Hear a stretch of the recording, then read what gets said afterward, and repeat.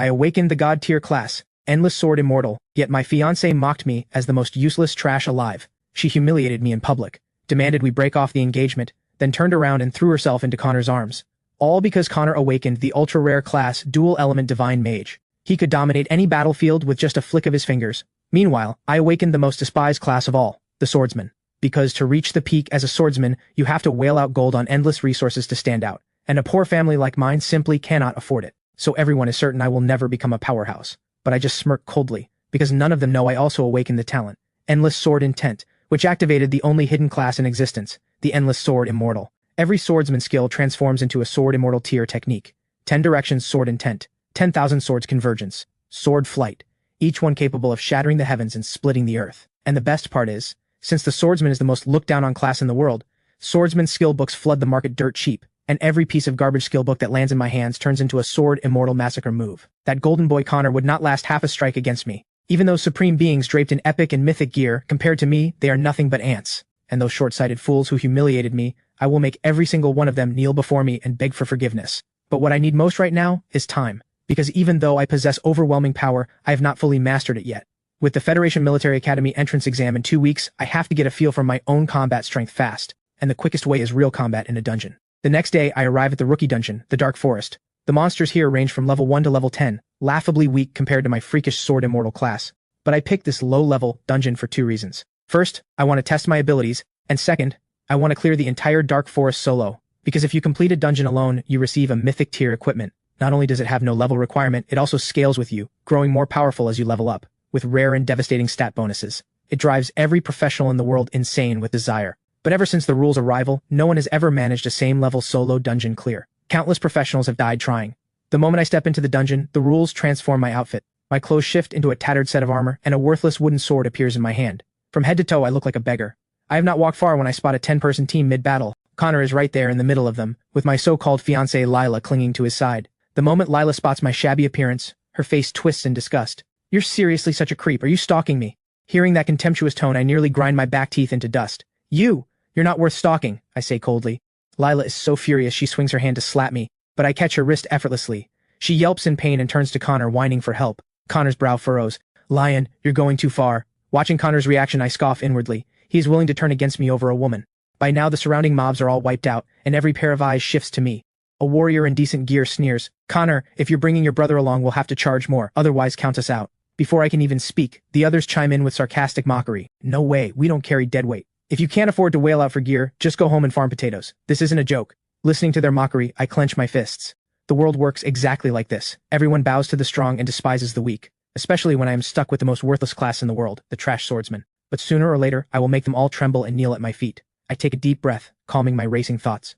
I ignore them all and stride straight ahead. Watching me walk past, Connor coldly asks, "Are you trying to get yourself killed?" Lila glares at my back, not bothering to hide her disgust. "Connor, why do you even care? You can babysit him today, but you can't babysit him forever. He's a trash swordsman, he'll never amount to anything." Hearing this, my lips curl into a contemptuous smirk. "Shut up, you bunch of trash." Connor's face darkens and he is about to explode, when his expression suddenly turns to pure shock in the next second. The others freeze the same way, as if they've just witnessed something terrifying. Their jaws drop wide open. They watch as I casually toss the broken wooden sword into the air and softly chant, "Sword Flight." In an instant, the wooden sword expands against the wind, swelling in the blink of an eye into a massive blade 2.5 meters long, wreathed in shimmering light, with terrifying sword aura whipping up a violent gale. Then, under their horrified gaze, I leap into the air and land on top of the giant blade, transforming into a streak of light tearing through the sky, vanishing in the blink of an eye, leaving everyone frozen in place, unable to process what just happened. After 2.5 minutes of dead silence, they snap awake. "What the hell, that's a swordsman? Swordsman can fly, and where did that giant sword even come from? Don't tell me he's got mythic equipment?" Every jaw on the ground. Even Connor is completely speechless. And Lila, standing off to the side, still has not recovered. Her eyes are wide with disbelief. "That's a trash swordsman? Are you kidding me? That's a trash swordsman? Oh my god, Dad, what kind of monster did you make me break off the engagement with?" Lila has no idea how strong I really am, but just from the fact that I can sword fly, every professional in the Federation would be stunned, because no swordsman in history has ever been able to fly. By now I have ridden my sword all the way to the center of the Dark Forest, standing atop the giant blade. My entire body radiates brilliant light, like a golden sun, gazing down on all creation. Sharp sword aura swirls around me as I unleash skill after skill, like they cost nothing. 10 directions sword intent, 10,000 swords convergence. Booming roars shake the heavens. Countless sword energies crisscross through the air, making the very earth tremble. Even Connor's team 10 kilometers away is crushed under the endless pressure and sword aura, struggling to breathe. They watch as the dark forest is wrapped in layer after layer of sword aura, weaving an endless curtain of blades through the void, radiating waves of terrifying pressure. In the next moment, the boundless sword intent slowly converges into a single dazzling sphere of light. With a thunderous roar, the gloom that hung over the dark forest shatters under the overwhelming impact. In an instant, the dark forest falls into dead silence. After a long moment, Connor finally mutters dazedly, "What just happened?" The team immediately rushes toward the center to investigate. Along the way, they cannot believe their eyes, because the entire dark forest is now covered in corpses. Mob bodies lie everywhere in horrific scenes, with the occasional elite monster among them. From the outer rim all the way to the center, not a single living creature remains. Connor is completely stunned by the scene. He saw Lyon ride a sword into the sky, but in the middle of such a violent battle, surely Lyon must be in mortal danger. And just at that moment, a dungeon clear notification rings out in every mind. Solo dungeon clear, mythic tier equipment rewarded. Whether dungeon explorers or Federation citizens outside, everyone stops what they are doing. The next instant, the entire Federation erupts in celebration. In the 20 years since the rule's arrival, there has never been a same-level solo dungeon clear. But today, someone has shattered history. The Federation legions and the great houses immediately convene meetings, each wanting to be the first to recruit this legendary figure. Meanwhile, deep inside the dungeon, Connor's team rushes to the scene and stares in shock at me standing beside the boss's corpse, with worthless low-tier gear scattered on the ground. They have no idea I just cleared the dungeon and obtained the legendary levelless mythic equipment, because the mythic gear is now completely concealed and shows no signs of being special. Connor rushes up to me in 2 strides, asking how I was able to swordfly. My lips twitch, but I swallow the words I was about to say. I had thought about mocking my dismissive brother, but on second thought, there's no need to reveal my secrets. So I simply say, I happen to awaken a sword flight talent. Hearing this, everyone frowns, because they have never heard of anyone awakening such a talent. But they don't push it too hard, since the world is full of all kinds of strange talents. Connor then points to the boss corpse on the ground and asks, "Lyon, did you do this?" I shake my head. How could I? Look at me. How could I be stronger than a dual-element divine mage like you? Everyone's faces immediately twist into expressions of contempt. Connor doesn't think much of it either. After all, just because his older brother can fly, doesn't mean he is strong. Compared to his own dual-element divine mage class, Lyon is still trash. He then leads his team away. 2.5 days later, at the entrance to the dark forest, I sell all the materials and skill books in my inventory at low prices, clearing everything out, keeping only a Swordsman exclusive skill book, the Frost Sword Art. 5 days later, I arrive at the level 50 dungeon, the Flame Ridge. This is the most lethal place for first-tier professionals, swarming with elite monsters, level 50 fire dragons, and level 50 enemies everywhere. Only second-tier and third-tier professionals can even attempt it, and even then, clearing it costs a tremendous price. Right now, a 6-person team waits at the outer rim. Their composition is luxurious, with 3 second-tier professionals leading the way and stunning gear across the entire group. At this moment, I suddenly appear beside them as a streak of light. A girl in the team gasps in shock, because my gear looks completely ordinary, and more importantly, my level is only 15. How could anyone level 15 even enter level 50 Flame Ridge? The girl is no ordinary person. She is Sophie, eldest daughter of the Aurelius family, the most powerful house in the Federation, a dual-attribute divine mage just like Connor. The colorful set she's wearing alone is worth 8 million gold coins. But for the Aurelius family, 8 million is a drop in the bucket. Before I can even take a closer look, a warrior holding a massive light greatsword arrogantly jabs his finger at my chest, his polished armor gleaming, perfectly matching his arrogant face. "Kid, are you tired of living? Who brought you here?" The others chime in with mockery one after another. I keep my face calm and impassive, calculating the fastest way to clear Flame Ridge. I had originally thought Sophie was actually polite and was about to respond, but then these blind dogs started barking, so I can't be bothered to deal with them. Seeing me stay silent, the warrior barks again. "Are you deaf or mute? Looks like you're an idiot. Let me send you off then." He shakes his greatsword. In the eyes of these rich people, poor folks are worth nothing. Killing one only costs a small fine, but if it earns a smile from a beautiful woman, what does that little bit of money even mean to them? They all look at me, like I'm already dead, but in the next second, their jaws drop. A mage's eyes nearly pop out of his skull. The others freeze in shock, as I rise into the sky on my sword, shooting straight up toward the heavens, soaring toward the peak of Flame Ridge, and in an instant standing proudly beneath the clouds. My newly learned Frost Sword Art, after triggering Endless Sword Intent, has transformed into Sword Intent Frost Tide. This skill feels custom-made for Flame Ridge. A single swing can freeze 10 kilometers solid. As I unleash skill after skill, the temperature across all of Flame Ridge plummets. 10 kilometers in every direction become a frozen wasteland. The 6-person team, just a moment ago burning under blazing flames, are now frozen stiff like dogs, each of them struggling to resist the crushing sword aura while shivering against the frost tide. Suddenly, a notification rings out in every mind. Solo dungeon clear, mythic tier equipment rewarded. In an instant, the entire Federation is stunned. The 6-person team inside the dungeon all crane their necks upward, staring at the figure standing proudly beneath the clouds, jaws hanging open. A horrifying thought spreads through their minds. Could it really be that level 15 swordsman from earlier? A solo clear of Flame Ridge is absolutely terrifying. Even all the elites of the Aurelius family combined would not dare attempt it. Sophie says nothing, frozen in place, eyes locked on that golden figure soaring across the sky, her gaze full of obsession. This news shocks the entire Federation once again. The Federation legions and the great houses still haven't found a single clue about whoever solo cleared the Dark Forest 3 days ago. Yet just 5 days later, someone has solo cleared Flame Ridge, the death zone for first-tier professionals. It absolutely shatters everyone's understanding. The Federation legions and the great houses convene urgent meetings again, trying to find this godlike powerhouse. No one would ever imagine that both clears were done by the same person. And no one would ever imagine that the person is just a first-tier swordsman who looks like he's only level 15. That evening, at the family dinner table, Father keeps piling food onto Connor's plate, encouraging him to absolutely shine at tomorrow's military academy exam. Connor is full of confidence too. After all, he is one of only 5 dual-attribute divine mages since the rule's arrival. Meanwhile, I am left ignored to the side. Unable to bear it, Mother places a piece of meat on my plate, but Father immediately shoots her a sharp glare. He's old enough now, can't he learn to be considerate? Your brother's exam tomorrow is important. Have some awareness, stop making trouble. The blatant favoritism in Father's words makes my body tremble slightly, and my heart fills with bitter resentment. I let out a bitter laugh and announce that I am going to take the exam too. Father immediately scoffs. Are you going to embarrass me? Hearing this, I can no longer suppress my emotions and snap back. I said I'm going and I don't need anyone to manage me. I turn and walk away without looking back.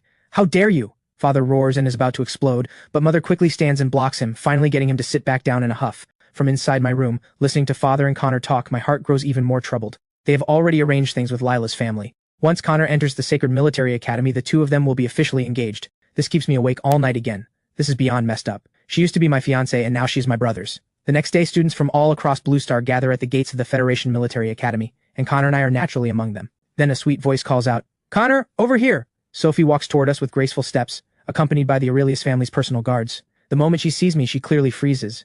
"It's you?" Connor looks at me in surprise. "Lady Sophie, you know my brother?" Only then does Sophie realize I am Connor's older brother. At this moment, another sweet voice rings out as Lila runs over to Connor and slips her arm through his. Seeing this, I immediately turn my head away, not wanting to look at that gold digger Lila, only to lock eyes with Sophie. She studies me curiously. He is just a level 18 swordsman, but at Flame Ridge that day, he was level 15. And someone solo cleared Flame Ridge at that exact same time.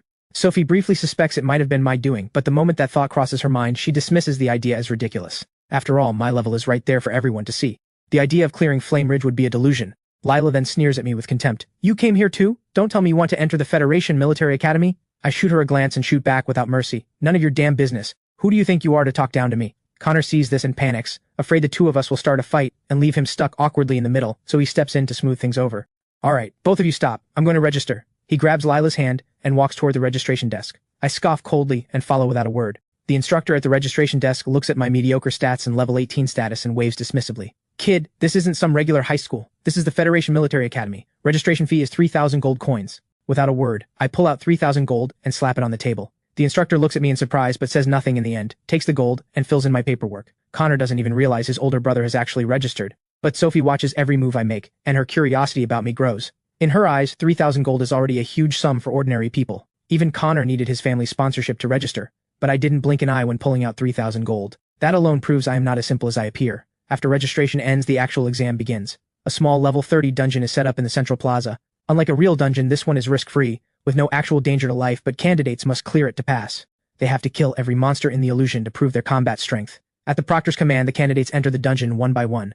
But 5 hours pass, and out of 300 candidates, only a meager 12 barely manage to pass. This year's candidates are noticeably weaker, and the examiners keep shaking their heads. Soon it is Connor's turn. With his dual attributes, Connor moves through the dungeon as if no one stands in his way, reaching the boss chamber in just a few short minutes. The entire crowd erupts in gasps. Facing a boss 5 levels above his own, Connor unleashes astonishing power, clearing it in under 5 minutes. Cheers explode across the field. A dual-attribute divine mage really is terrifying. The Aurelius family, who sponsored Connor's exam, is thrilled. His standout performance will add another brick to the Aurelius family's future achievements, further cementing their supreme position. Finally, it's my turn, dead last. Because during registration, the instructor thought I was a weakling and scheduled me at the very end. Connor's eyes go wide when he sees me step up to the dungeon entrance. He cannot believe I actually registered. Sophie watches me with a hint of anticipation on her pretty face, along with a complex expression she cannot quite name, secretly wondering whether I might be that mysterious figure. Lila, watching this, sneers sarcastically. "Connor, your parents didn't seriously use the wedding gift money to register your brother, did they?" Connor has nothing to say to that. The instructor steps forward and announces loudly, "The final candidate for this exam is Lyon, class swordsman, level 18. The moment the words land, the crowd erupts in laughter. This guy must be crazy. A level 18 swordsman, with no gear, came here to embarrass himself? If he can take the exam at level 18, does that mean I can clear it at level 20? Even the live broadcast audience explodes with mockery, with everyone convinced I am nothing but a joke. Level 18 has no business taking on a level 30 virtual dungeon, especially with my unremarkable ordinary talent. But facing all the doubt, mockery, and cold stares, I step calmly into the dungeon, Everyone watches my every move. After entering the dungeon, I scan my surroundings. This is a mock-up of the dark forest, a forest shrouded in mist. The corner of my mouth lifts as I stride into the forest without hesitation. In an instant, screams erupt across the forest, countless birds bursting into the sky. The crowd gasps in confusion because my figure has vanished, as if some interference is blurring the image. But strangely, only my figure is blurred, while everything around me remains crystal clear. Suddenly, a beam of light erupts deep within the forest, flooding the entire illusion with blinding radiance, forcing everyone watching to shut their eyes. The next instant, a thunderous roar spreads outward, a shockwave sweeping through the field.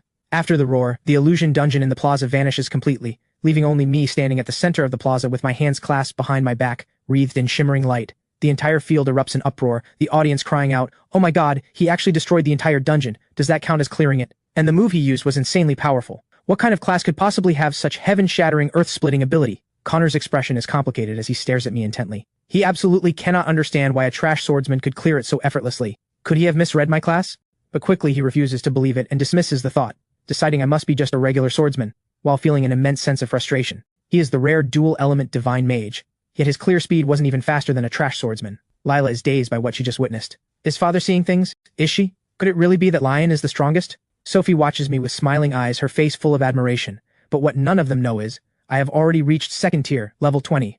Clearing Flame Ridge massively boosted my experience and gear, but only I know my real level, so everyone else assumes I am still first tier, level 18. On top of that, I am wearing the orange tier mythic equipment that dropped from the dungeon, which has dramatically boosted my power. Meanwhile, the Federation Military Academy examiners stare in stunned disbelief at the scene, equally baffled. A trash swordsman class can have power like this? The proctor then announces loudly, "This examination is concluded. The list for the preliminary round is finalized. The next round will be held in 3 months. Anyone below 4th tier is automatically eliminated." Connor sidles up to me with a forced smile. "Congratulations, Lyon, but this was just the preliminary round. I hope you can reach 4th tier in 3 months, so we can finally see which of us is stronger." Connor's logic is simple. He has a powerful family backing him along with personal instructors, so reaching 4th tier is easy for him. As for me, my combat strength may be overwhelming, but my class will never attract a major power willing to pour resources into a stranger. That is my biggest weakness. I say nothing in response, scanning the area and spotting reporters closing in from all directions. I frown and immediately use sword flight to leave the scene, because I do not want to become famous too soon. The crowd erupts in gasps. Who exactly is he? He can fly too? Could he be the powerhouse who solo cleared Flame Ridge? If that's really true, he absolutely deserves the title of Sword God. Sophie wears a complex expression as she watches me leave. This man is truly mysterious. How could someone this powerful exist without her ever hearing of him? If only she could recruit him. Connor, on the other hand, is seething with frustration, fists clenched. His class is already this powerful, yet he still isn't stronger than Lyon. "I refuse to accept this. Just wait, in 3 months I will show you the gap between us." Meanwhile, after leaving the exam grounds, I am not happy about passing the preliminary round, because I have to reach 4th tier in 3 months to qualify for the next round. Right now, I have to level up fast. I begin counting the gear dropped from the clears. Purple tier, 1,425 pieces. Blue tier, 658 pieces. Cyan tier, 85 pieces. Green tier, 9 pieces. Orange tier, 2 pieces. Most commoners wear mainly purple and blue gear. A second tier purple piece sells for a few hundred to 1,000 gold, and blue gear goes for a few thousand. Cyan gear is worth far more, typically priced in the tens of thousands, and quantities are scarce. Adding it all up, my total assets reach over 1,000,000 gold. But what I really care about are the 2 mythic tier pieces. The Bow of Darkness. Orange tier mythic equipment. Attack power plus 1,000, attack speed plus 60%, critical strike plus 20%, armor penetration plus 20, passive ability, Dark Bind can restrain enemies for 3 seconds. From the depths of darkness, drop rate extremely low, has a chance to drop from clearing the dark forest. After reading these absolutely insane stats, my breathing quickens. On the market, this could easily sell for over 10 million gold. Archers would sell every pot and pan they own to fight tooth and nail for it. On top of that, I also have the Flame King Sword. Orange tier mythic equipment. Attack power plus 1,000. Attack speed plus 50%. Critical strike plus 20%. Armor penetration plus 20. Passive ability, Burn, deals 300 true damage over 10 seconds, scaling with level. The Blazing King Sword wreathed in raging flames. Drop rate extremely low, has a chance to drop from clearing Flame Ridge. I am stunned all over again. This is the only Flame King Sword in the entire world, and both clears gave me a mythic weapon. The Bow of Darkness and the Flame King Sword. My luck is absolutely insane. The RNG gods are smiling on me. The luck on the Flame King Sword is unreal too, absolutely blessed. But the Bow of Darkness doesn't suit my class, so I'm thinking about selling it. If I can pull it off, I'll be a multi-millionaire, which would put me solidly in the middle class on this continent. The money may look easy to earn, but only for me. Anyone else who wants to clear a dungeon has to mobilize their entire guild or send in an army, and the cost is enormous. Even getting mythic gear would not cover the expense. Only someone with my freakish talent can pull off a zero-cost clear, and no one else can ever replicate what I've done. Thinking about this, I can't help but grin. I really hit the jackpot this time. Conservative estimate, over 20 million gold. After returning home, Connor and our parents are watching the news on TV. The footage shows a faceless figure shooting straight into the sky, with the residual force of the explosion wiping out every monster on the mountain. Mother gasps in awe. This person is incredible. Even father nods solemnly. Wiping out every beast on the mountain with just the aftershock alone, this person's combat strength must be unimaginable. Truly earth-shaking. But I am completely stunned. Wait, that's me. Connor turns to me showing off. Lyon, you have no idea. I happened to witness this huge event live today. I saw that boss clearing the dungeon up close, absolutely insane, so strong it's scary. If you'd been there, your jaw would have hit the floor. And he had this kind of power with just an ordinary weapon. It was truly mind-blowing. Connor gets more and more excited as he talks, as if he himself were the person on TV. Listening to this, I don't know whether to laugh or cry. I never imagined I would end up on the news, crowned with the title of Sword God. I'm only second tier, nowhere near worthy of such a powerful name. But everyone has completely accepted the figure on TV as a supreme expert. Father sighs in admiration. In all my years, this is the first time I've seen someone this strong. Using just an ordinary sword to single-handedly clear a golden dungeon, this person's strength is beyond belief. Connor agrees. Absolutely, he's just too strong. My instructor told me today the Sword God's strength is equal to an entire guild or noble family. If any ordinary faction could recruit him, they would instantly rise to the top of the continent. Saying this, Connor sighs with regret. What a shame. By the time we got there, he had already vanished. Sitting there listening quietly, I think to myself, it really wasn't that big a deal. I just wanted to test out the 10,000 swords convergence skill, and somehow it caused this much of a sensation, even making the news, with the entire world hunting for me. Connor then announces proudly, Mom, Dad, I passed the Federation Military Academy preliminary round today. The parents are overjoyed. If Connor makes it into the Sacred Military Academy, the Lin family will be completely transformed. I then mention casually that I passed too, but Father's brow immediately furrows. He cannot wrap his head around how a swordsman could possibly pass the trial, so he coldly demands to know if I cheated, if I used some kind of underhanded trick. In his mind, the swordsman class is born to be other people's slave labor, with no real ability to pass any test. Hearing this, my face darkens immediately. I had expected to receive praise from my family, but instead I get accusations from Father. I point at Connor and say, Connor was there too. If you don't believe me, ask him. But when the family's eyes turn to Connor, he stammers and refuses to speak. Father scoffs in contempt. Don't think just because you passed means you're something special. The swordsman class is fundamentally unsuited for poor people like us. Only Connor can bring glory to the Lin family. Mother pulls at Father's arm, trying to calm him. Can you say less? Lyon passed. We should be happy for him. But Father shoots back. What kind of person becomes a swordsman? The class that devours a mountain of gold. Who would invest in him and help him grow? Look at our Connor's Dual-Element Mage class. So many people are fighting to sponsor his leveling. It's incredibly easy. My heart sinks like a stone, completely cold. So this is how little Father thinks of me. But it also ignites a fire of defiance inside me. I will absolutely enter the Sacred Military Academy. I will reach 4th tier on my own. I silently make my resolve, starting by leaving home, buying my own place, and living alone. Staying here is pure torture. Then I will focus all my time on training and leveling. Connor smiles and announces another piece of good news.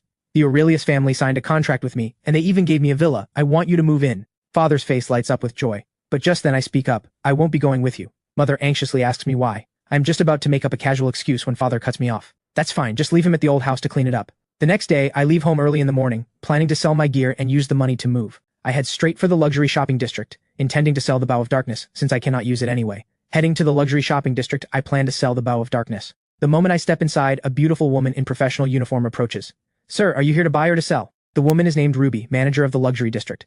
She smiles and sizes me up. This young man, from head to toe, his clothes wouldn't even add up to 1,000 gold. Clearly some inexperienced kid, still very young. His strength probably barely scrapes 1st tier. Ruby has seen plenty of his type, just window shoppers in the luxury district never actually buying, which is exactly why she approached, hoping he would take the hint and leave, but she does not know I came prepared. I tell her I am here to sell gear, while taking in Ruby's lovely face. Hearing this, Ruby freezes for a moment. Did she misread him? This young man dressed in cheap clothes is here to sell gear? Skeptical, Ruby asks me to confirm once more.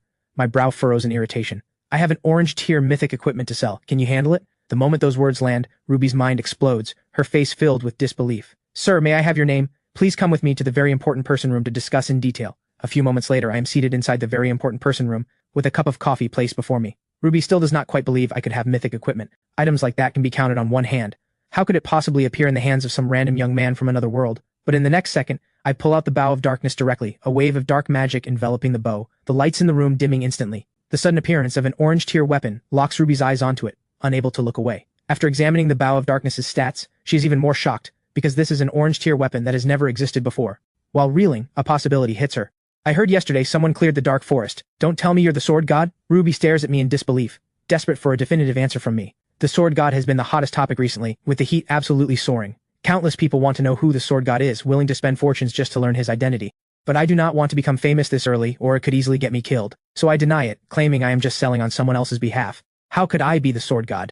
Ruby is dumbfounded again, studying me carefully and deciding the chance of me being the sword god is slim. After all, I look like I'm barely 20, how could I have that kind of strength? The sword god is clearly someone of stature. Ruby asks, a hint of envy in her voice. Then you must know the sword god personally? I frown in displeasure. Is that any of your business? Just tell me whether you'll buy this equipment or not. Ruby realizes she has crossed a line and immediately apologizes respectfully, making a firm promise she will not leak any information about me. If you have decided to sell this equipment, we will arrange promotion immediately and convene an auction right away. I firmly indicate I have already decided. Ruby takes the bow of darkness and prepares to leave, but I suddenly call out to her, telling her I have other gear to sell. I pull out a massive pile of silver and gold tier equipment and tell her to handle the sales as she sees fit. Ruby stares in shock at the 1,000+ pieces in front of her. After all, mythic gear may be legendary, but ordinary equipment like this is what makes up the actual market. This pile alone could easily sell for over 10 million gold. Ordinary equipment is the mainstream choice, and this haul is worth at least 10 million gold. By now, Ruby is truly looking at me with fresh eyes. Thankfully, she did not judge by appearances, or she would not have landed such a huge commission.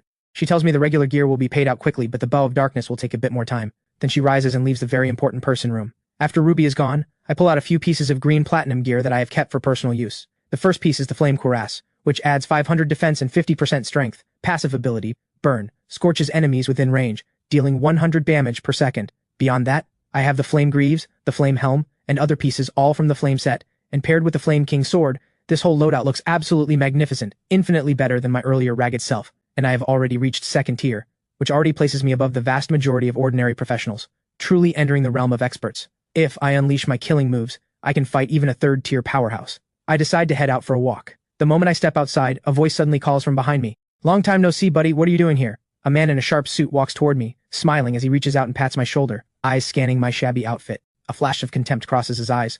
Buddy, how have you been lately? The moment I see him, I instinctively frown.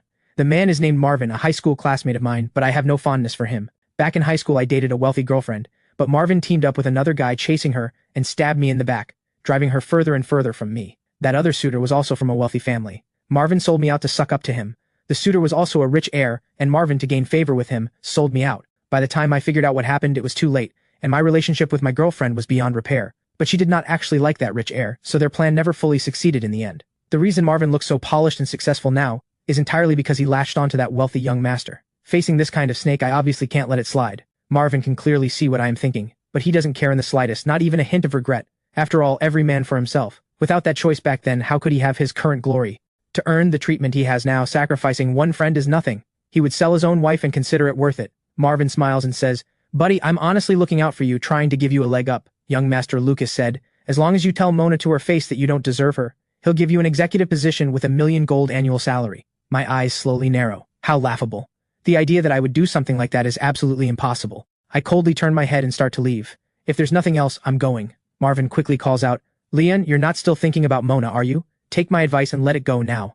Do you have any idea how strong she is now, and how strong young Master Lucas is? They both reached 4th tier ages ago, and they're taking the Sacred Military Academy exam in 2 months. You and I are just commoners, there's no comparison.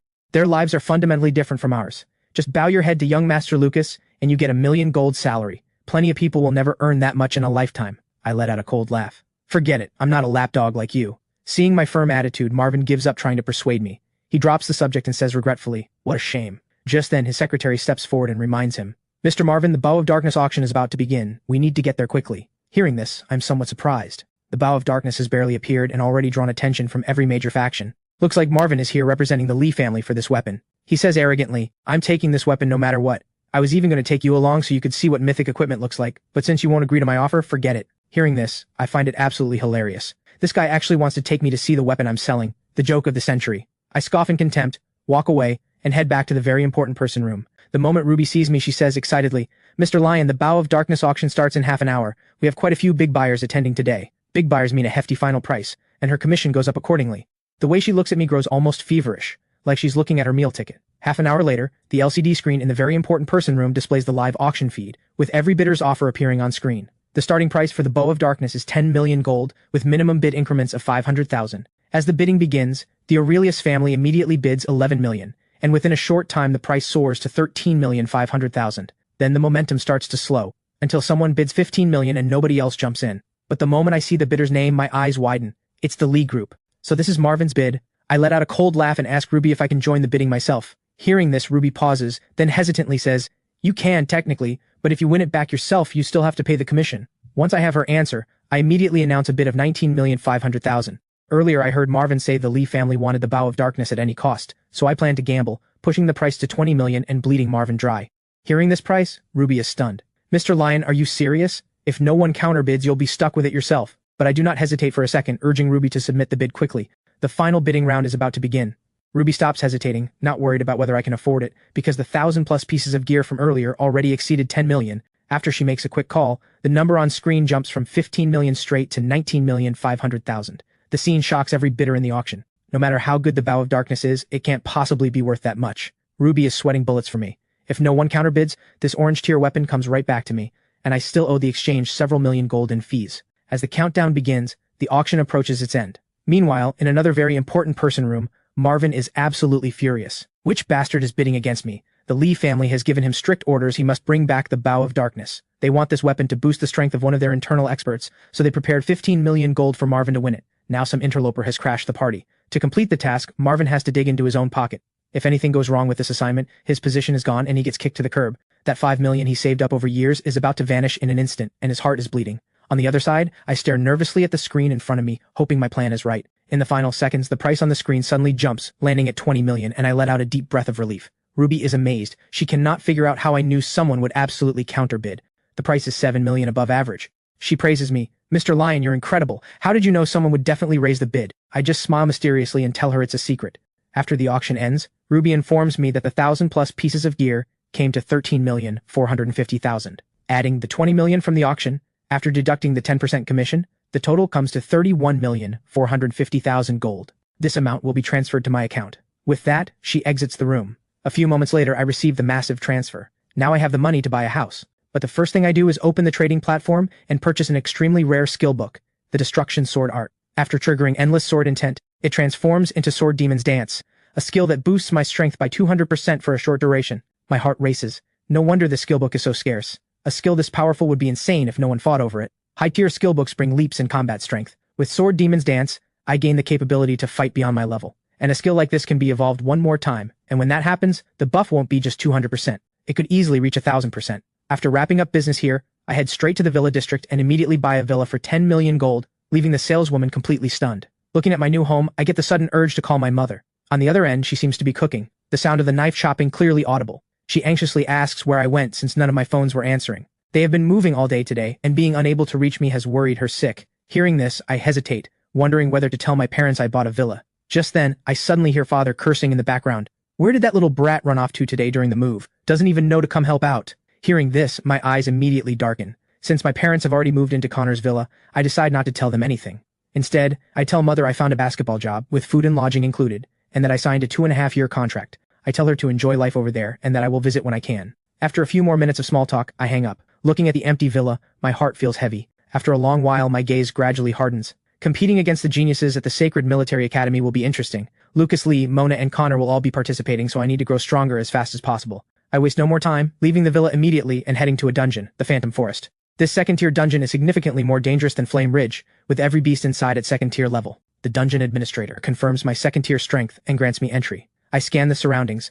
Hundreds of people stand at the outer edge, each radiating a powerful aura, every one of them a domineering second-tier expert, any of whom could dominate Flame Ridge. But here in a second-tier dungeon, they only count as small-time players. The administrator seems to read my thoughts and tells me this place isn't only for second-tier folks, there are third-tier powerhouses here too. I ask in surprise, aren't higher-tier experts forbidden from entering lower-tier dungeons? The administrator gives a mysterious smile and says, some dungeons do have that rule, but the Phantom Forest isn't one of them because this place is, itself, a merged map. Second-tier folks are only fit for the outer rim. The moment you enter the central zone, it becomes a third-tier dungeon. The administrator clearly looks down on my strength and chuckles strangely. A puny second-tier kid like you should leave this place immediately, or else you'll just be cannon fodder once inside. But I refuse his suggestion, without a second thought, because the Phantom Forest has the highest drop rate for second-tier items, including an item called the Sword Heart, which can dramatically boost my power. Seeing my refusal to leave, the administrator doesn't push, and, perhaps out of pity, decides to assign me to a stronger team. I thank him and walk over to the team. To enter the dungeon, a party of exactly 5 is required,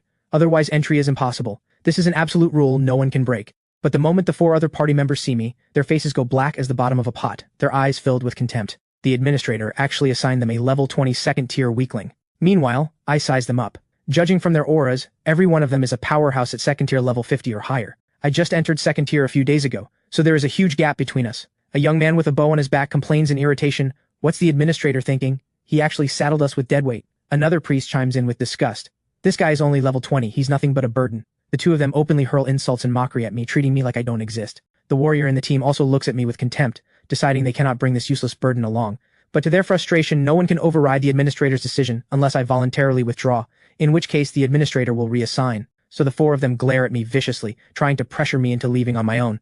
But I stand there expressionless, staring back at them, clearly with no intention of withdrawing. They frown deeply at this but quickly come up with a plan, which is to take me in with them and then dump me afterward. 4 people are more than enough to push through the forest. The 4 of them discuss this right in front of me, planning to ditch me, treating me like I am not even there, embodying survival of the fittest in its rawest form. After all, this world worships strength above all, but their plan plays right into my hands.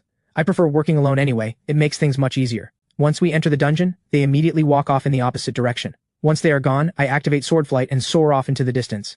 Second-tier items drop at higher rates from bosses, so I just need to hunt down bosses and kill them. With my skills, I'll hit max second-tier level in no time. 2.5 hours later, I arrive at the Bone Mountains. Word is there's a max-level second-tier boss here called the Bone General. In these 2.5 hours, I've killed 3 bosses, but unfortunately none of them drop the item I want. Not even decent gear. But my level has climbed to second-tier 40. This is now the 4th boss lair I've located. Just as I'm about to head in, footsteps sound behind me. I instinctively turn and see a 5-person group. At the front is a young man holding a staff, wearing a blue wizard's hat. Beside him is a max-level second-tier elder in black robes. 3 more people follow behind, and 2 of them I recognize all too well. There stands my dear brother Connor with Lila clinging to his arm. The two act like a couple on a romantic adventure, and the sight makes my heart ache. She was supposed to be my fiancée, but now she belongs to my brother. The moment Sophie sees me, a smile spreads across her cool face. Since the incident, she hasn't seen me again, and she never expected to run into me here. Lila looks at me with contempt. She has it all figured out now. No matter how strong I might be, I'm still just a swordsman. On my own, I'll never rise. Only Connor is the truly strongest. Powerful class, high talent, backed by a major faction. Becoming a powerhouse is just a matter of time for him. I look right past Lila as if she doesn't exist and turn to Connor, asking him why he's here. Connor doesn't speak. Sophie answers with a smile instead. We came here on business. An elder of the clan brought him along to broaden his horizons. Seeing Sophie engage with me, Lila immediately sneers. Lady Sophie, let's get out of here quickly. If anyone sees us standing next to a trash swordsman, we'll be the laughingstock for sure. Hearing this, Sophie snaps. You shut up. Connor, control the woman you brought. She's getting on my nerves. Connor immediately bows his head in apology, tugs at Lila, glares at her, and says resentfully, I told you not to come. You insisted on tagging along.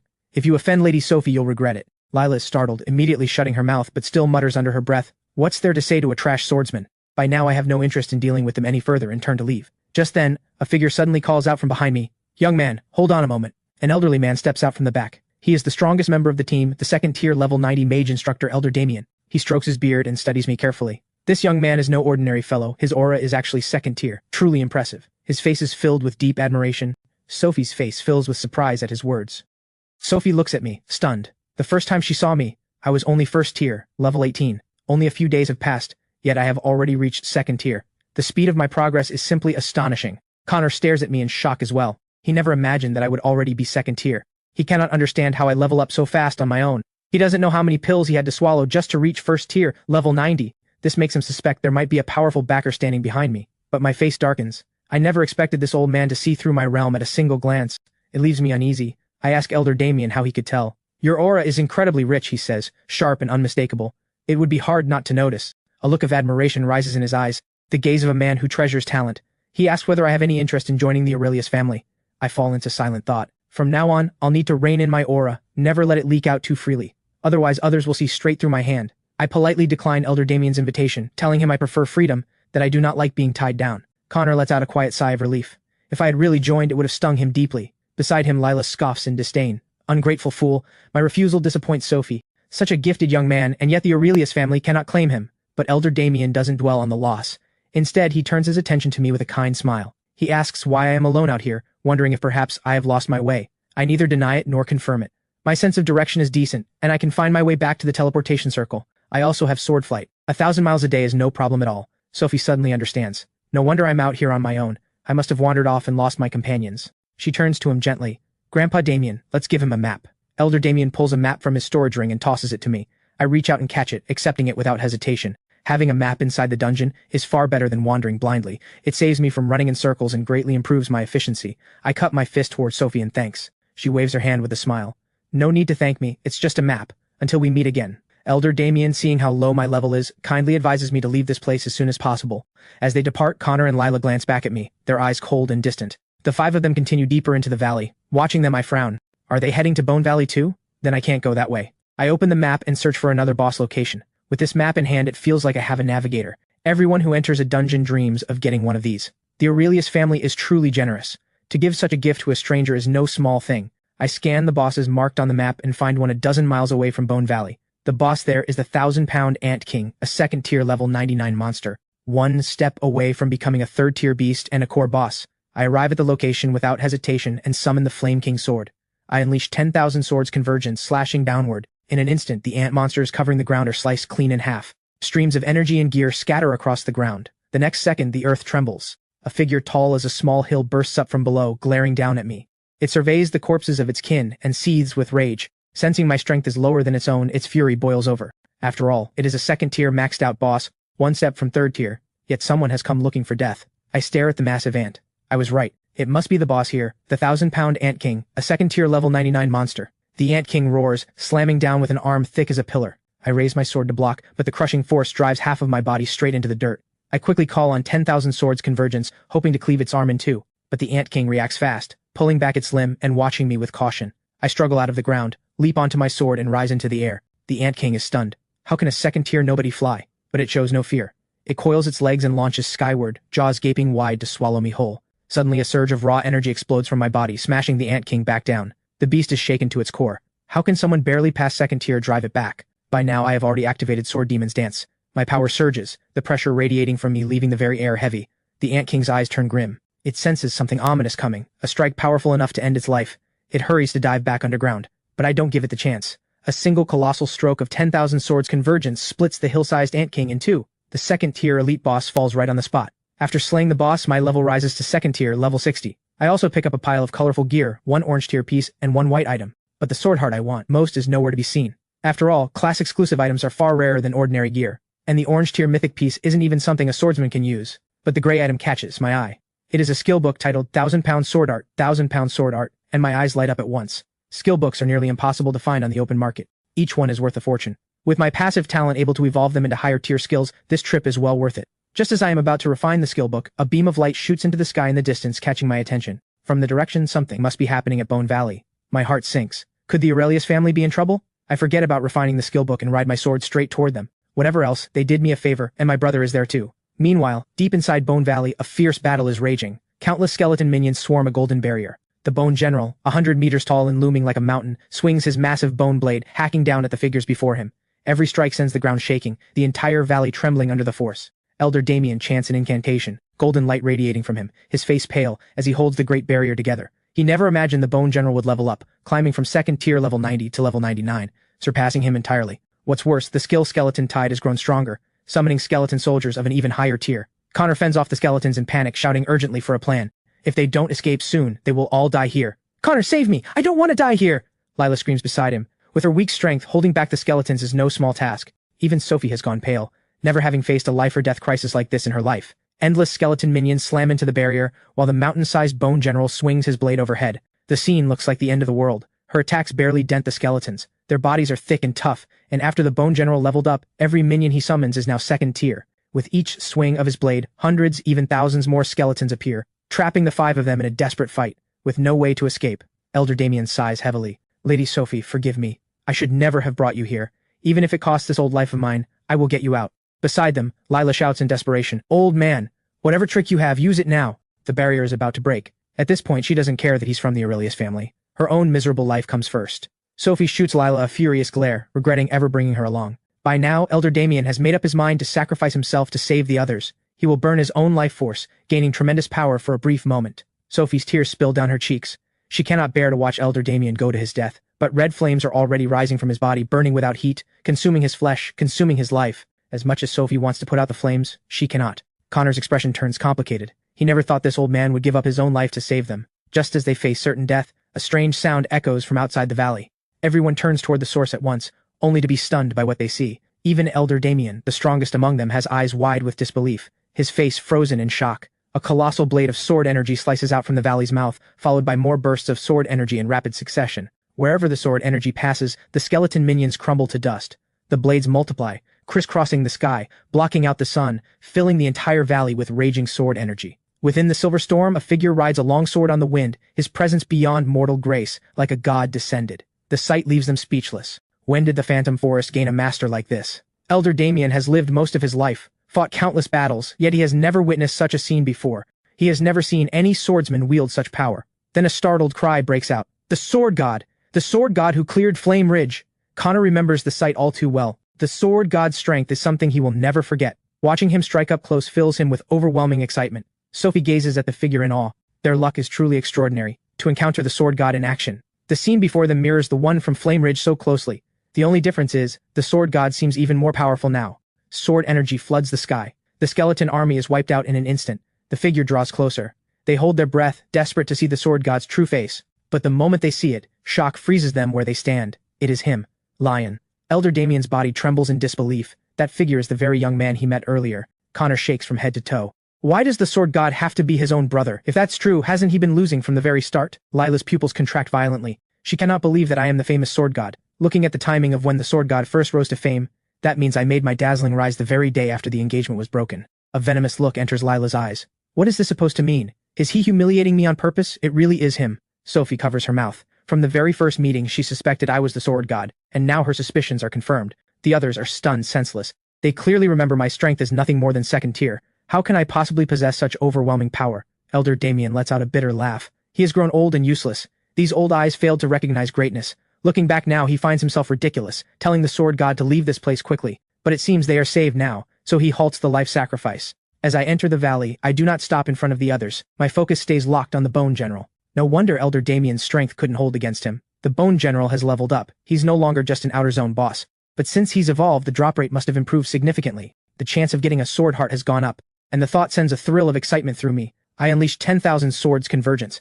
In this moment, I look like a god, riding a giant sword, countless blades of energy swirling at my side. All of them merge into one, forming a colossal sword strike 100 meters long. Sophie watches me from below, eyes shining with excitement, thinking I am unbearably cool. Elder Damien quickly reinforces the barrier to protect the others, fearing they might be caught in the fallout. With a soft cry of slay, the giant blade beside me shoots straight at the Bone General. The massive blade blocks out the sky, filling the entire valley, while smaller blades of energy keep multiplying around it, outnumbering even the skeleton soldiers. The 100-meter Bone General is shattered with a single strike, his body bursting apart. My gear and power have grown far beyond what they once were. The mythic tier Flame King sword in my hand is countless times stronger than my old white sword. Combined with my platinum set, my stacked attack power is now in the thousands.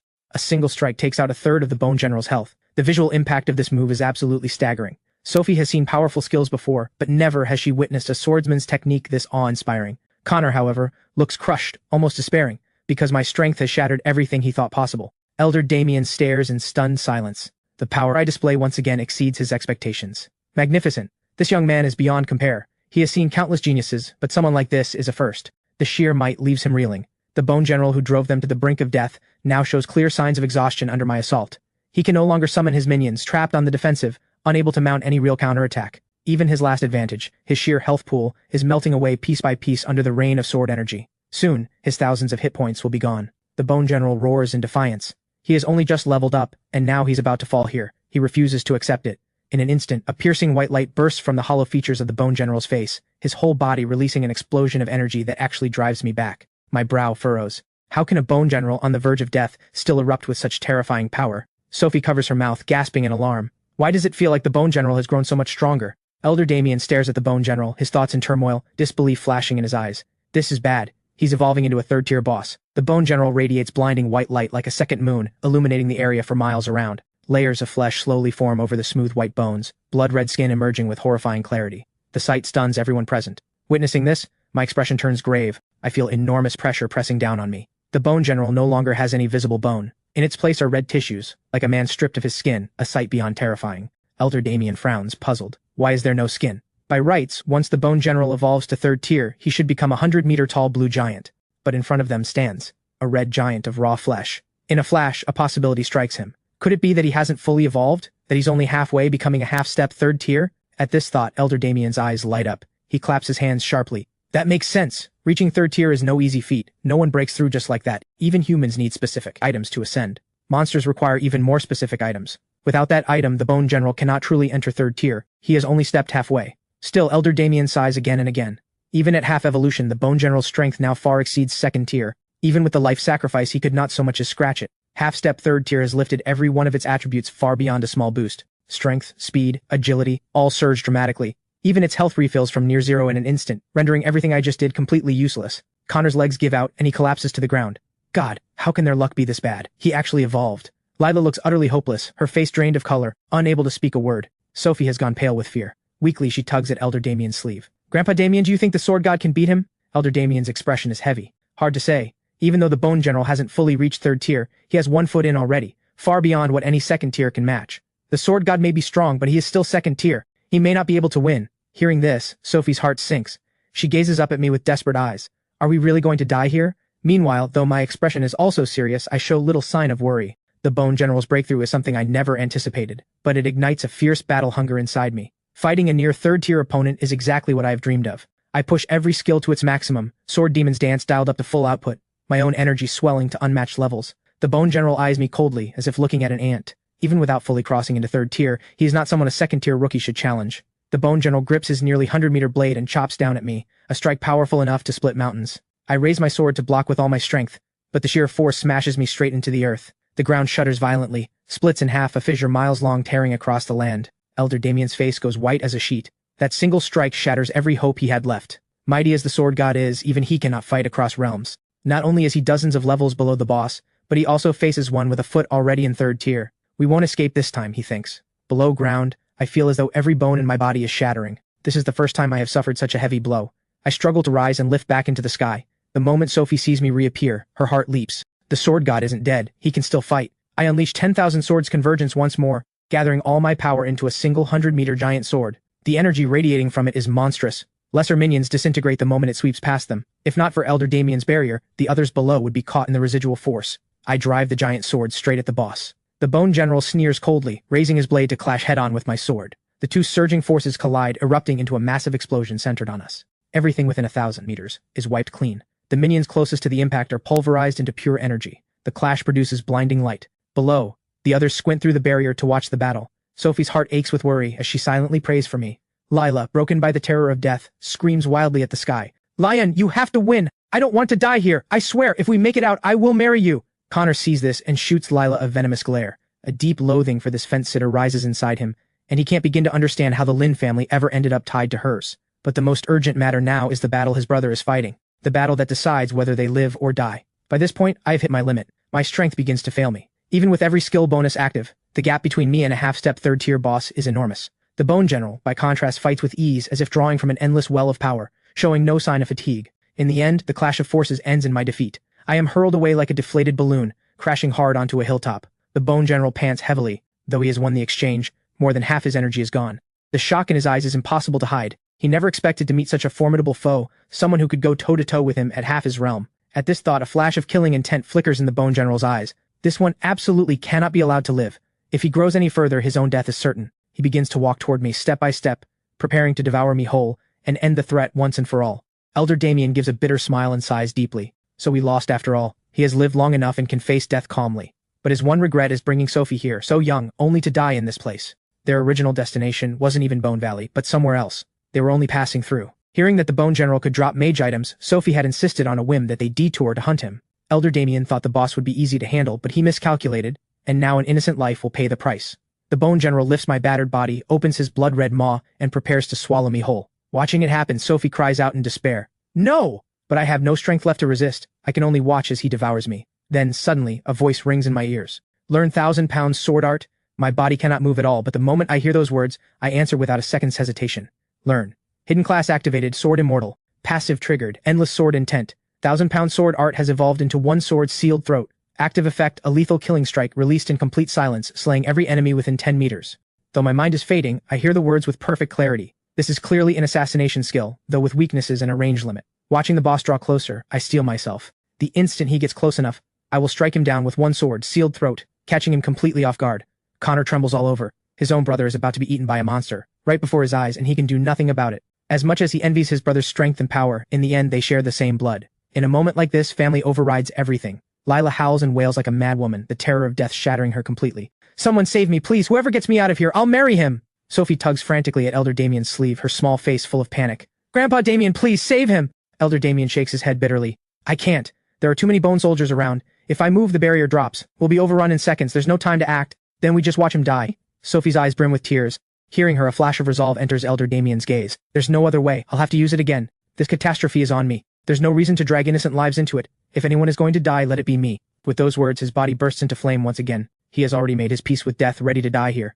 But just then, a tremendous sound erupts in the distance, drawing all their attention. The Bone General has somehow collapsed to the ground, his death horrific, head separated from body. I struggle to my feet, glance at the wide-eyed corpse of the Bone General, and feel awe at the power of my new skill. In the very moment before being swallowed, I activated one sword, Sealed Throat. A blade of impossibly sharp sword energy appeared in absolute silence, impossible to detect. He never realized the danger had arrived until it was too late, killed without a moment of resistance. I sigh in relief. Thank goodness I picked up that skill book earlier. Otherwise, I really would have fallen here. One sword, Sealed Throat, is a magnificent skill. It kills without a whisper, though its range is somewhat limited. Everyone stares in shock at the sight, exchanging bewildered glances, unsure of what just happened. Did that young man do this? They never saw him move. How could this happen? Could it be that someone else is helping us? Elder Damien's mind reels with doubt. Could the young man have hidden trump cards? With the Bone General's death, the surrounding minions melt away like a receding tide. I push myself to my feet and scan the gear scattered by the boss. A colorful array of drops. The loot from a maxed out second-tier boss is extraordinarily valuable. Every color of gear is here, with even the lowest being blue tier. What thrills me most is a special white piece. The one item I have been longing for, the Sword Heart. Thrilled, I scoop it up at once, along with every other piece of gear. The Sword Heart means everything to me. My skills are already at a destructive level. Once they evolve, the damage will be beyond imagination. Below, Elder Damien cups his hands together, calling up to me with reverence. Thank you, young man, for saving our lives. These old eyes failed me, unable to recognize that you are the famed sword god. The Aurelius family will certainly repay your kindness. His sincerity is plain. After all, every person respects strength from the bottom of their heart. If not for me, the chances of all of them dying here would have been 9 out of 10. Sophie gazes at me with awe, smiling brightly. Thank you, sword god, for saving our lives. Connor and Lila just stare at me without a word, nobody knowing what is going through their minds. I glance at them and say nothing. I only saved them because I happened to be passing through. I saved them purely by chance, and Sophie did give me a map, so this counts as repaying the favor. There's no need, I say. Thank you for the map, we'll meet again if fate allows. With that, I ride off on my sword, vanishing too fast for them to react. Once I am gone, Sophie turns and fixes Lila with a cold stare. Connor, take her and get out of my sight. Sophie has not forgotten how Lila spoke to Elder Damien at that critical moment, and Connor has long grown sick of this woman himself. She is nothing but dead weight. Being around her shaves years off his life. He has already decided to call off the engagement the moment they get back. I'm sorry, Lady Sophie. I'll take her now. With a grim face, he walks toward Lila, ignoring every plea and tantrum she throws at him. Once Connor leads Lila away, Sophie turns to Elder Damien. Elder Damien, we need to hurry. The Devil's Triangle operation should be starting soon. Meanwhile, after leaving Bone Valley, I find a quiet spot, sit down, and examine the sword heart in my hand by the moonlight. I plan to fuse it now. Class-exclusive items are worth a fortune. Even though Swordsman is a deeply unpopular class, its class-exclusive items are still priceless. Everyone knows that the Swordsman class is a gold-devouring beast, one that demands constant investment. Class-exclusive items are an enormous expense. Only the top factions can ever raise a true qualified swordsman. A class holder with their exclusive item is many times stronger than peers in the same class, virtually unmatched within their profession. After refining the sword heart, I open my stats panel. Name, Lyon. Class, Swordsman. Tier, 2nd, level 60. Stamina, 300 plus 300. Strength, 250 plus 250. Intellect, 120 plus 150. Agility, 110 plus 150. Skills, 10,000 swords convergence. 10 directions sword intent. Sword flight, endless sword force, sword demon's dance. 1 sword sealed throat. Endless sword intent has risen to level 2, unlocking the sword path mastery, sword heart. With sword heart, the damage of all sword path skills increases, and armor penetration rises by 20%. I stare at the stats in shock. I never imagined that refining the sword heart would make every one of my stats double in value, jumping straight to twice their previous numbers. No wonder class exclusive items are so coveted. This is the reason. With my stats now twice that of others, I feel as though I have unlocked my full potential. Unmatched power flows through my body. This surge pushes my cultivation up 10 full levels, bringing me to 2nd tier level 70. The realization stuns me again. I never imagined that class-exclusive items could even raise one's cultivation, giving practitioners twice the result for half the effort. The higher the realm, the harder it becomes to advance, yet a single item lifts me 10 levels. Now I understand exactly why class-exclusive items are so sought after. The reason is right here. But what astonishes me most is that Endless Sword Intent has actually leveled up. How can a passive level up? Then I quickly piece it together. I have been using skills constantly, the passive triggering with each one. After slaughtering my way through Phantom Forest on this trip, every use has built up massive experience for Endless Sword Intent. Each repetition makes it smoother, more natural to channel. Now, having absorbed the class-exclusive item, the passive has reached a critical threshold and broken through. Even more surprising, I have grasped a Sword Heart Mastery. It not only boosts my attacks but also grants armor piercing. I circulate my energy, and several white blades of sword energy appear beside me at once. They respond to my will with effortless precision, doing whatever I command, as if they grew out of me. With a light wave, a single blade of energy shoots out, slicing a great tree clean in half. The blade is razor sharp, devastating in power. I feel a surge of excitement. This mastery is truly remarkable. Boosting sword path damage and ignoring 20% of armor. My skill damage is already terrifying, and with this kind of boost, what boss could possibly block my attacks? And now that I control sword energy with greater fluency, using a wide area skill like 10,000 Swords Convergence takes barely a thought to execute, dramatically increasing combat efficiency. While others are still chanting incantations and recovering from skill cooldowns, my attacks are already in their faces. A single sword heart has lifted my overall strength by more than half. I begin thinking about where I can level the fastest. I open the map Elder Damien gave me, and my eyes lock onto one place at once, the center of Phantom Forest, the Devil's Triangle. The fastest way to level is by sharpening myself in life or death battles, and that is the most central area of the outer Phantom Forest. The strongest entity inside is a boss on the verge of 3rd tier, the Flame Wraith. He is the strongest among bosses below 3rd tier, a foe that no individual or small team could ever hope to defeat alone. The only way to take him down is to unite the forces of several great houses or guild conglomerates. But if I kill every monster inside and reach the level cap, that should be enough. I take to my sword and fly toward the Devil's Triangle. Along the way, I focus on traveling, killing whatever bosses I pass. My level rises to 2nd tier, level 60, yet I feel no joy at all. Instead, I shake my head again and again. This is only 2nd tier, and the leveling pace is already this slow. I can hardly imagine how much slower it will be later on. Across all the boss zones I cleared, the monsters slain numbered in the tens of thousands, yet the experience from all of them only raised me 10 levels. No wonder most people spend their whole lives stuck at 2nd tier, unable to climb any higher. The leveling pace is simply too slow. They drift through entire lifetimes and end up still parked at 2nd tier. Killing monsters is hard, and the experience is meager. Only top-tier factions can produce true powerhouses. Ordinary families have no hope of producing one, not even with a lifetime of effort. I feel deeply fortunate that my awakened talent grants amplification and wide area damage. I can wipe out bosses and minions with ease, otherwise killing them one by one, I would never level up. This is also why mages are such hot commodities in the world. It is because their attacks deal wide area damage, letting them clear maps and mobs at lightning speed. The thought makes me chuckle to myself over my powerful gift. Hehehe, great talent really is the foundation of every successful person. But just then, a harsh voice cuts in beside my ear. Hey, what are you laughing at? The one speaking is a fair-skinned chubby man glaring at me with hostility. He stands behind me, convinced I am laughing at him. I respond mildly. Nothing, just thought of something amusing. I take a quick look around. This is a simple trading post on the outskirts of the Devil's Triangle, packed with people, the sounds of auctions ringing out from every direction. The place is called Devil's Market, built jointly by many factions to give adventurers exploring the Phantom Forest a place to rest. After surveying the surroundings, I turn my gaze to the 4 teammates beside me. When I arrived at the Devil's Triangle, certain circumstances led me to join a small team, and this chubby man is one of my teammates. His name is Devin, and he looks at me with curiosity. What was so funny? Tell me about it. Faced with his pestering, I spread my hands helplessly, insisting there was nothing to share. The chubby fellow has every good quality, except he is a chatterbox who never stops once he gets going. But do not underestimate him. He is a master at 2nd tier level 40, a powerful tank warrior by class. Tank warriors have one great strength, enormous health, and incredible endurance. He only needs to stand still without lifting a finger, and he will outlast his enemies until they collapse on their own.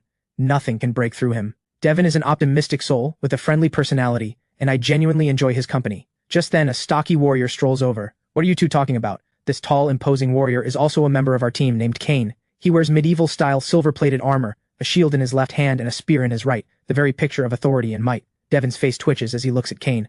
Showing off your gear again, are you? Kane grins broadly. Hey, how did you know? He sets his shield and spear in front of us. Let me show you something. This Shield of Light is 2nd tier platinum gear, and this Spear of Light is platinum too, and this whole set I'm wearing is platinum as well. Kane pats his silver armor with pride. Devin's expression goes dead. Brother, you've said this a million times. My ears are growing calluses.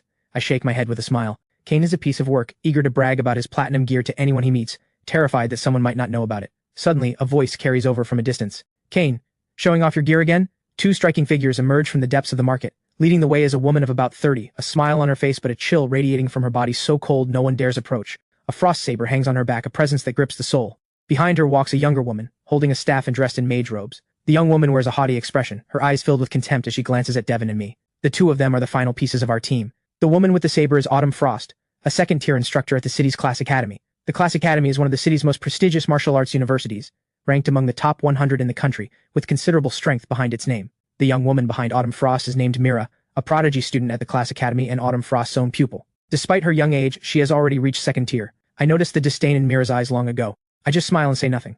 I understand. Geniuses are always proud, wearing that same expression no matter who they meet. Autumn Frost stops in front of us, regarding Devin and me with appreciation in her eyes. The 2 of us are young, around Mira's age, yet we have already broken into 2nd tier. Her affection for talent stirs at once. Lyon, Devin, would either of you be interested in joining my school? I can guarantee your admission to the class academy. Autumn Frost is offering generous terms.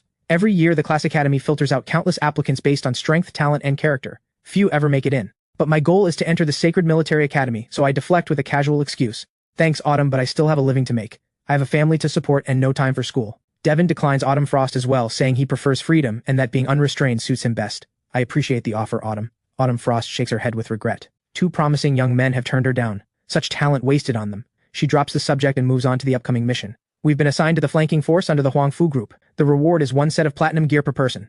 Any objections? Autumn Frost looks the three of us over. Devin's eyes light up at once, and he nods enthusiastically. After all, a set of platinum gear holds enormous value. Many first-tier elites, even after leveling up, still wear their old first-tier equipment. Drop rates for gear are already low, requiring repeated trips into dungeons to find anything decent. But that path comes with great risk. One slip, one death inside, and it's not worth the trade. So gear is in extremely high demand, and some experts make a living grinding low-tier mobs and selling whatever drops they get. Devin himself wears a first-tier platinum piece, and a defective one at that.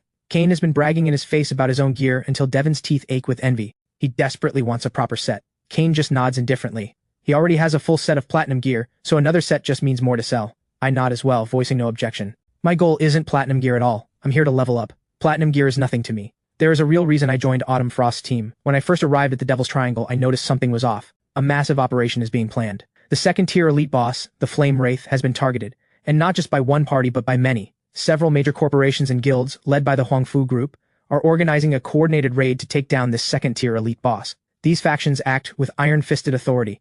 They have completely sealed off the Devil's Triangle. No entry is allowed without their permission. I considered forcing my way in, but several third-tier experts stand guard, so I dropped the idea immediately and chose to slip in by joining a team. I do not have the confidence to face third-tier experts yet. The realm gap between us is enormous, and even my most prized skills may not be enough to harm them. Once someone reaches third tier, their stats undergo a qualitative leap, far beyond what any second tier can match. My plan is to strike when the moment is right, playing the mantis, stalking the cicada, and outmaneuvering all the major factions to claim the final prize. Seeing that everyone agrees, Autumn Frost smiles brightly. Then let's get moving. Time to enter the Devil's Triangle and join the flanking force. She turns and leads the way toward the Devil's Triangle, the rest of us following behind. Deep within the Phantom Forest, the land is desolate and barren. There are no trees. Black flames burn across the ground, inflicting a burning effect, continuously draining health. Only those at second tier or above can stand here unharmed. First tier players cannot resist the black flames. The moment they step in, both body and soul are quickly destroyed. Autumn Frost explains that this area was once a forest, but after the Flame Wraith arrived, it became this. She has taken a strong interest in me, the appreciation in her eyes impossible to hide. Hearing her words, I feel surprised. So this hybrid dungeon was created later, not formed at the start.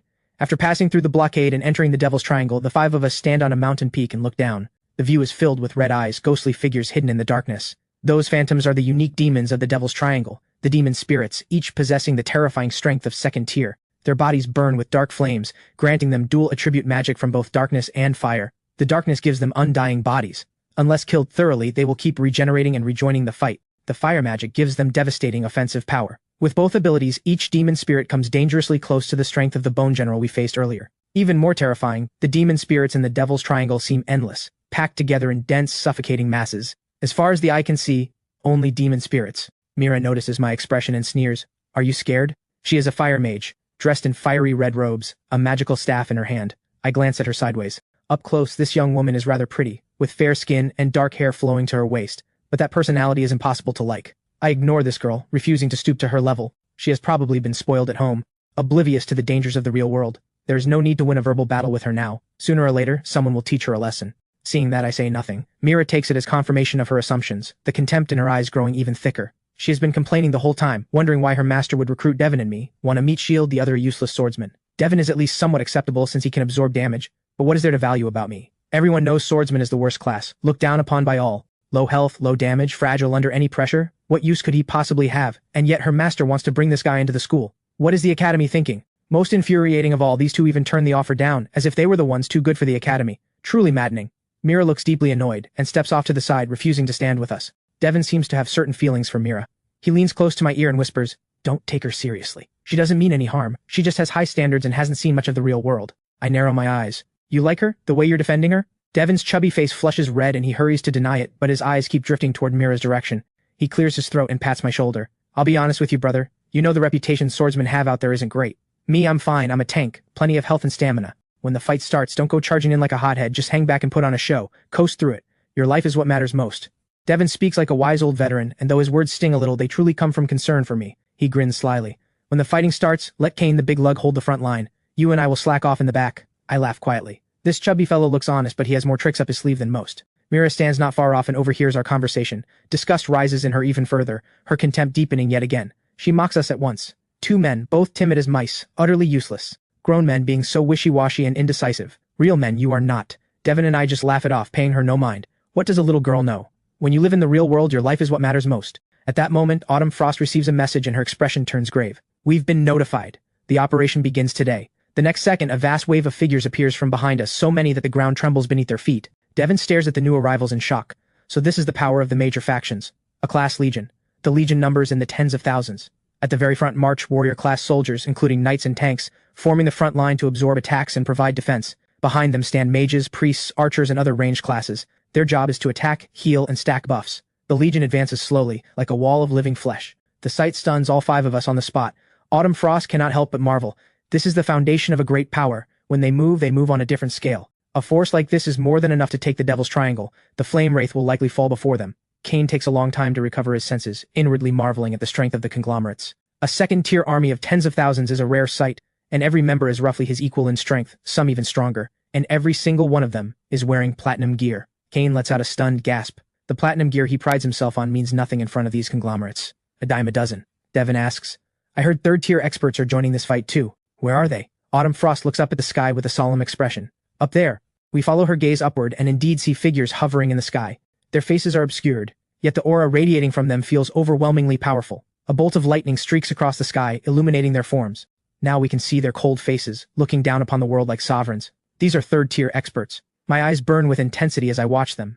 The pressure radiating from third-tier experts is staggering. Every one of them flies through the air without any external aid. This is not a special technique but rather the result of internal energy reaching a certain threshold, enough to defy gravity itself, letting them suspend their bodies in the air. I still need a skill to fly, but they need nothing at all. Such an ability is a defining mark of third-tier strength, the clearest proof of their realm. Only those at third tier or above can do this. However, Autumn Frost shakes her head and tells us that third-tier experts will not be the ones fighting. While they could wipe out the demon spirits with ease, the supreme rules prevent any gear from dropping if they do. When a high-level player kills a low-tier monster, no gear drops, unless the target is a boss-level beast. If the third-tier experts fought directly, they would lose enormous economic value. Only same-tier players killing the demon spirits can trigger gear drops. Higher-tier kills don't count. Hearing this, I nod inwardly. This is the first time I've heard of such a rule. It seems there are some things you only learn in school. Autumn Frost prepares to lead us to the flanking force, where many others have already gathered. Around the main legion, two additional groups have formed, the left flank and the right flank. Our group of 5 has been assigned to the left flank, where both flanks are responsible for the security of the army's sides. The left flank has already gathered over 1,000 people. Compared to the disciplined legion, the left flank is chaotic, more like a vegetable market than a fighting force, a disorganized rabble. Suddenly, a cold voice rings out behind the 5 of us. Are you with the left flank or the right flank? What are you doing standing around here? Get to your unit, now! We turn and see dozens of people passing by.